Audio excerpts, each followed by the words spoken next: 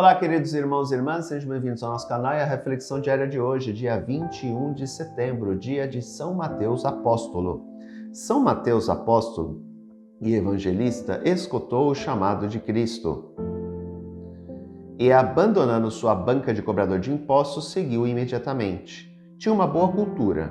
Nos mostra no Evangelho como o reino de Deus foi se estabelecendo entre nós e como a nova aliança foi se realizando. É o Evangelho da Igreja. Mateus, ou Levi, anunciou com força a verdade de Cristo, nosso Salvador e Juiz do mundo.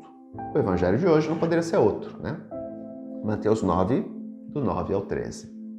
Naquele tempo, Jesus viu um homem chamado Mateus, sentado na coletoria de impostos e disse-lhe: "Segue-me." Ele se levantou e seguiu a Jesus.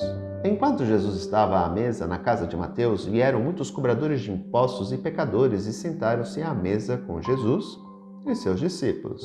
Alguns fariseus viram isso e perguntaram aos discípulos: "Por que vosso mestre come com os cobradores de impostos e pecadores?" Jesus ouviu a pergunta e respondeu: "Aqueles que têm saúde não precisam de médico, mas sim os doentes. Aprendei, pois, o que significa: quero a misericórdia e não o sacrifício. De fato, eu não vim para chamar os justos, mas os pecadores." Interessante, né? Os cobradores de impostos eram as pessoas mais odiadas dentre os judeus. Eles eram vistos como autênticos ladrões. Por quê? O salário do cobrador de imposto era assim. Se ele tinha que arrecadar de mim R$1.000 para repassar ao Império Romano, o que ele cobrasse a mais disso era o salário dele. Então, o que eles faziam? Eles cobravam 1.500, 2.000, 2.500. E a pessoa, o devedor, aquele que pagava o imposto, né, ele precisava da assinatura do cobrador de impostos. Então, vocês imaginem, né, o povo odiava os cobradores de impostos. Porque, na verdade, a grande maioria dos cobradores de impostos eram estrangeiros. Não estou dizendo que não havia cobradores de impostos judeus. Provavelmente poderiam até ter. Mas a grande maioria, tanto pelo nome, né, Mateus, Levi, eram pessoas estrangeiras. Então, eles eram extremamente odiados pelos judeus. Chama a atenção o fato de Jesus ter chamado como seus discípulos um cobrador de impostos. E aqui entenda uma coisa, ele se utiliza de Mateus, da conversão de Mateus, para chegar a outros. No banquete, na casa de Mateus, havia muitos cobradores de impostos e pecadores que sentaram à mesa com Jesus. Jesus não tinha problema nenhum de conviver com pecadores. Na verdade, ele assume condição humana pelos pecadores. E aí vem a advertência e a reflexão dos fariseus, né? Por que o vosso mestre convive com esse tipo de gente tão odiada em Israel? E aí Jesus deixa bem claro, né? Eu vim para aqueles que estão doentes, para aqueles que estão afastados de Deus, para aqueles que não tiveram contato com Deus, para que eles possam sentir o amor de Deus. Não adianta eu ir para alguém que já está no caminho. Graças a Deus, esse já está no caminho. Eu só tenho que incentivá-lo para que continue perseverante no caminho. Mas eu não preciso sentar com ele, curar as feridas dele, fazer qualquer tipo de coisa por ele, porque ele já está no caminho. O que eu tenho que fazer é fazer com que ele fique perseverante neste caminho. Agora, eu tenho que ir atrás daqueles que estão perdidos, daqueles que estão totalmente longe do caminho. E era isso que Jesus fazia. Ele buscou assumir condição humana para resgatar aqueles que estavam perdidos. Aqueles que já estavam no caminho de Deus, beleza. Não tinha necessidade. Daí a expressão, né? Eu vim para aqueles que estão doentes, não para aqueles que estão sãos. Aqueles que já estão sãos já têm saúde, estão caminhando, não precisam de mim. Agora, aqueles que estão doentes precisam de mim.